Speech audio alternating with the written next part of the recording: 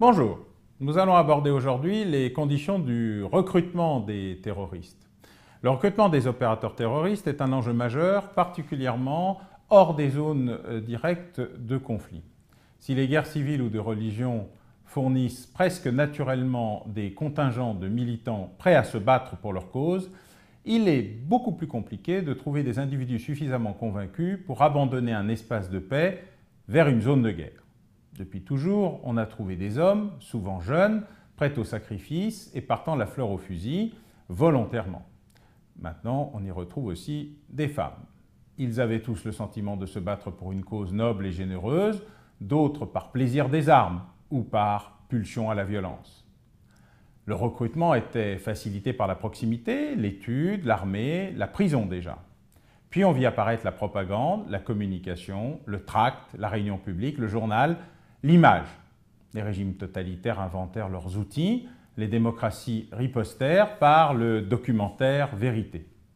Cela ne suffisait plus dans un univers internetisé où beaucoup passe par Facebook, Twitter, le web 2.0, les réseaux sociaux. Comme Laurent Bolelli l'a souligné, tous adhèrent à une vision de l'islam faite de combattants héroïsés, les moudjahidines, d'actions d'éclat et de théâtres de conflits lointains. D'ailleurs, plusieurs voyages vers des destinations, Syrie, Pakistan, Afghanistan, Yémen, Bosnie. La propagande, les prêches et les séjours initiatiques leur fournissent une grille de lecture du monde relativement simple qui ressemble en un tout cohérent leur expérience concrète de la domination, celle qu'expérimentent d'autres peuples, au Mali, en Tchétchénie, en Palestine, et un grand récit civilisationnel qui désigne les juifs et les mécréants comme responsables de tous ces maux. Cette conception de la religion est d'autant mieux endossée qu'elle est à la fois prise de conscience de leur situation et libération. Elle offre à la révolte un idéal plus élevé et universel que la délinquance ou la marginalité. Beaucoup sont ce qu'on appelle la génération des cités, à laquelle ils appartiennent. Ils sont tous nés dans les années 80, marqués par la désaffiliation, un durcissement de l'accès à l'emploi non qualifié, de la ségrégation spatiale et, pour certains, une vision des contrôles policiers, l'ethnicisation des rapports sociaux et le déclin des mobilisations politiques portées par leurs aînés. Tout ceci ne suffit cependant pas à caractériser un processus de recrutement par la beauté de la cause et la volonté d'affirmer une identité entre deux cultures, deux civilisations, deux relégations. Si la radicalisation est un processus, expliquent les politistes Koloval et Gaety, il faut alors accepter de le suivre avant de pouvoir l'expliquer. C'est donc le passage du pourquoi au comment qui est essentiel. Le programme de veille sur la radicalisation européen cherche à explorer les facteurs de basculement dans l'action violente ou terroriste. Le nombre de variables qui entrent en jeu dans la radicalisation individuelle est très grand, mais les recherches menées au sein du système montrent qu'il existe un petit nombre de constantes, à savoir 1. Le terrorisme est enraciné dans le mécontentement, notamment politique. 2. Une culture de l'aliénation et de l'humiliation peut agir comme terreau favorable au processus de radicalisation. 3. Le désir de vengeance, qu'il soit individuel ou collectif, est très souvent répété dans la littérature justifiant le terrorisme.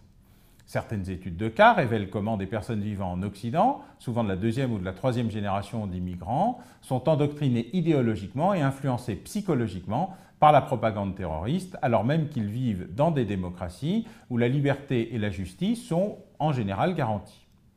Le programme de recherche montre que les causes de la radicalisation doivent être recherchées en priorité au niveau individuel. Cela implique notamment des problèmes d'identité, d'intégration ratée, des sentiments d'aliénation, de marginalisation, de discrimination, de précarité, d'humiliation, directe ou par procuration, de stigmatisation et ou de rejet. Ce type de perspective négative est souvent combiné avec une indignation morale et un désir de revanche ou de vengeance. En tout état de cause, on trouve les invariants suivants dans les conclusions du programme de recherche. La plupart des terroristes sont cliniquement parfaitement normaux. L'une des conclusions les plus gênantes des études en cours est que la plupart des terroristes semblent être normaux du point de vue clinique, bien que leur violence constitue une violation flagrante des normes sociales et, dans ce sens, un acte antisocial ou extra-normal. Alors qu'on s'attend à ce que les groupes terroristes attirent surtout les fous, ceux-ci choisissent pour des raisons de sécurité soit des individus instruits et politiquement engagés, soit des idiots utiles appropriés aux actions kamikazes. Cependant, Parmi les terroristes qualifiés de loups solitaires, qui sont fort peu nombreux, le nombre d'individus déviants tend à être sensiblement plus élevé. Certains terroristes vont renaître grâce à leur engagement dans l'action violente et bon nombre de convertis estiment que leurs vies antérieures ont été ratées ou qu'ils étaient eux-mêmes perdus avant leur adhésion à un groupe terroriste. Il n'existe en réalité pas de profil terroriste typique. Une autre conclusion du programme de recherche est qu'il n'y a pas de type particulier ou unique de personnes susceptibles de basculer dans l'action terroriste. Certains individus sont attirés par l'idéologie subversible et les frissons que procure l'activisme clandestin ou l'action armée. D'autres se sont radicalisés à la suite de griefs personnels, de problèmes identitaires ou de frustrations professionnelles. Certains dérivent vers le terrorisme sous l'influence de proches ou d'amis qui les poussent vers la radicalisation ou les recrutent pour le compte d'une organisation terroriste ou sous faux pavillon. Dans son livre « Les nouveaux terroristes », Mathieu Guider distingue parmi ceux qui rejoignent les réseaux djihadistes 3 catégories d'individus. Ceux qui poursuivent une vengeance, ceux en quête de reconnaissance, ceux qui veulent affirmer une appartenance. L'idéologie est donc le fournisseur d'un permis de tuer. On insiste beaucoup dans les recherches sur le passage à l'acte terroriste, sur le rôle des perceptions radicales, sur la manière dont les terroristes voient le monde, dans leur basculement vers l'action. L'idéologie apparaît comme un élément absolument central et constant dans le processus de radicalisation. Elle contribue à l'acceptation de la violence comme une méthode d'action pour amener un changement politique et conduit également à la création d'une culture ou d'une sous-culture de la violence admise. Les cadres imposés par certaines idéologies excluantes sont parfois utilisés pour construire des identités alternatives, individuelles ou collectives, fondées sur un choc des perceptions, qu'on appellera par ailleurs choc des civilisations, et des récits de lutte où le bien et le mal sont parfois inversés. L'idéologie sert également à masquer des griefs, des frustrations, des ressentiments personnels, des passages à l'acte purement criminel qui permettent aussi de justifier et de rationaliser la violence. Internet est devenu un élément clé de radicalisation. Le terrorisme offre une combinaison inédite de violence et de communication, de mise en scène grand public. On montre ainsi de façon concluante que, du fait de son faible coût, de sa facilité d'accès, de sa rapidité, de son anonymat, de sa décentralisation, de sa taille, de sa connexion avec le reste du monde et de son peu de régulation, Internet joue et continue à jouer un rôle majeur dans la diffusion des messages radicaux, dans la création de communautés virtuelles idéologiquement propres et de capacités de collecte de fonds pour financer le terrorisme, notamment en permettant des communications accélérées entre membres d'organisations terroristes, y compris des communications anonymisées, grâce à des réseaux moins sensibles à l'interception que le www habituel.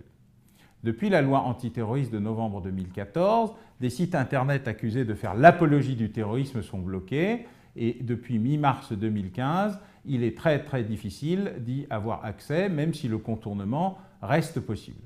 Ces mesures visent à tenter de contrer la radicalisation islamiste express qui se déroule depuis plusieurs mois via Internet à destination notamment des jeunes filles, dont le nombre de candidats au départ aurait augmenté significativement depuis début 2014 vers les lieux du djihad. Les attentats perpétrés à Paris début 2015, comme la guerre en Syrie, l'ont révélé crûment en quelques semaines, voire quelques jours. On peut, en surfant sur les plateformes et les réseaux sociaux ou sur les autres formes d'activistes en ligne, former des petits bataillons d'apprentis djihadistes prêts à adopter les idéaux de groupes terroristes de toute nature et de toute obédience.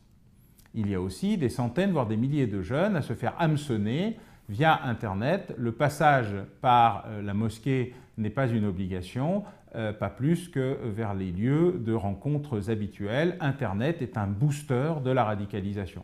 Certains jeunes peuvent partir du jour au lendemain sans avoir jamais eu de réel contact avec quelque opérateur que ce soit, ni même de pratiques religieuses réelles. Dounia Bouzar le souligne notamment dans le cadre de son centre de prévention des dérives sectaires liées à l'islam, en première ligne dans la lutte contre cette radicalisation en France. Dans un rapport de fin 2014, le centre en question révélait déjà que cet endoctrinement concernait à 80% des familles, plutôt athées ou non pratiquantes, issues de milieux non défavorisés mais plutôt de classe moyenne ou supérieure. Surtout, il touche essentiellement des jeunes âgés de 15 à 25 ans, dont certains projettent ou sont déjà partis sur les lieux du djihad. Ce recrutement pour des causes aussi extrêmes est le fruit d'une propagande redoutablement efficace qui se déroule en plusieurs actes. Cela peut commencer, toujours selon Dounia Bouzar, par des vidéos découvertes au hasard de recherche sur Internet. Ils sont alors développés les thèmes du complot des plus forts contre les plus faibles, de contestation de la société de consommation avec son lot supposé de mensonges et de scandales, de complots des firmes pharmaceutiques, des scandales sanitaires, des publicités mensongères, une sorte de « on nous cache tout, on nous dit rien » dans un monde donc par nature totalement pourri. Les adolescents ne supportent pas l'injustice, signale Bruno Falissard, directeur de l'INSERM 669 sur la santé mentale de l'adolescent. Dès lors, l'engrenage est en marche par le jeu d'algorithmes de recommandation, de procédés techniques permettant de filtrer automatiquement des informations en fonction des centres d'intérêt d'un internaute, et ils sont offerts par un certain nombre de vecteurs de communication du Web 2.0, on peut trouver l'existence ou l'intérêt sur des existences de sociétés secrètes qui manipulent l'humanité, de symboles cachés par des forces maléfiques un peu partout dans le monde, ou d'éléments masqués et qui sont révélés par des opérations de propagande, de communication ou de manipulation. De clic en clic, le candidat glisse vers des contenus évoquant de plus en plus un recours contre le mal absolu, ce recours étant le terrorisme. Les vidéos permettent de prolonger et parachever la phase d'endoctrinement. C'est là qu'elle commence par mettre en exergue des images de nature encensant la beauté de la violence et la capacité à sortir du jeu en tuant, assassinant, partant au combat ou en intégrant l'humanitaire. Le jeune internaute entre alors de plein pied dans la phase de radicalisation dans laquelle les recruteurs induisent chez lui un questionnement spirituel, en général absent jusque-là ou très peu présent, avant d'être supposé à une troisième salve de vidéos mêlant cette fois des prêches menaçants sur les risques d'aller en enfer, sur les bienfaits de la conversion ou de l'action, des productions qui l'appellent à se réveiller ou à agir. Parallèlement, l'endoctrinement se déroule aussi sur le réseau social. L'adolescent ne tarde pas à s'inscrire dans un groupe ouvert sur le fameux réseau par les recruteurs pour l'inciter à combattre le complot. Il tisse ainsi rapidement des liens avec de nouveaux amis qui peu à peu évoquent un djihad global ou une guerre à l'envahisseur. De manière très fine, le discours tenu sur ces réseaux par les recruteurs est adapté à chacun selon son profil. Par exemple, les filles qui indiquent sur leur profil leur volonté de s'engager pour des causes humanitaires ou sociales, pour aider ou soigner les autres, proches des enfants ou particulièrement sensibles à la situation de pays occupés ou en situation de guerre civile larvée ou réelle, sont repérées et abordées sous cet angle altruiste. À cet égard, une étude scientifique britannique a récemment révélé qu'il suffisait de quelques clics sur le réseau social pour que celui-ci connaisse mieux que la plupart des amis ou des proches. Il en est de même sur un certain nombre d'achats effectués et qui permettent, contre paiement, d'identifier des profils particuliers pour le web commerce, mais ceci sert évidemment aussi pour le web terrorisme. À Cambridge, les spécialistes ont montré qu'une centaine de likes, les mentions « j'aime », par lesquelles un internaute définit les pages qu'il apprécie, suffit à l'algorithme pour cerner une personnalité. Loin d'être le fait d'amateurs, le processus de recrutement s'apparente à une vraie démarche commerciale, semblable à celle que l'on retrouve dans les sectes ou dans des opérations extrêmement ciblées du point de vue industriel. Elle s'adresse à tous, indique Serge Blisco, alors président de la mission interministérielle de lutte contre les dérives sectaires, Miviludes, car il ne faut pas oublier la dimension de séduction déployée par des recruteurs qui se donnent l'apparence d'un entourage chaleureux. C'est donc une stratégie d'enfermement en même temps qu'une volonté de libération. L'internaute reçoit de nombreux messages de ses nouveaux amis, des centaines de SMS par jour et se trouve alors dans une logique de déconstruction. Le but est alors de l'isoler. Les messages utilisent un nouveau langage, une novlangue, celle des initiés comportant de plus en plus de termes transcrits phonétiquement. La liste des interdits s'allonge en matière d'aliments, de positionnement, de logique. Dès lors, le matraquage des vidéos de propagande sur le web constitue alors une phase de reconstruction. On réécrit l'histoire et les croyances de la personne et on l'incite peu à peu à passer au renforcement, c'est-à-dire à aller à l'action, au combat ou au djihad, car ces processus désormais portent non seulement sur l'engagement dans le djihad islamique, mais aussi parfois dans la logique extrémiste de nature fascisante ou raciste, notamment contre les communautés noires aux États-Unis.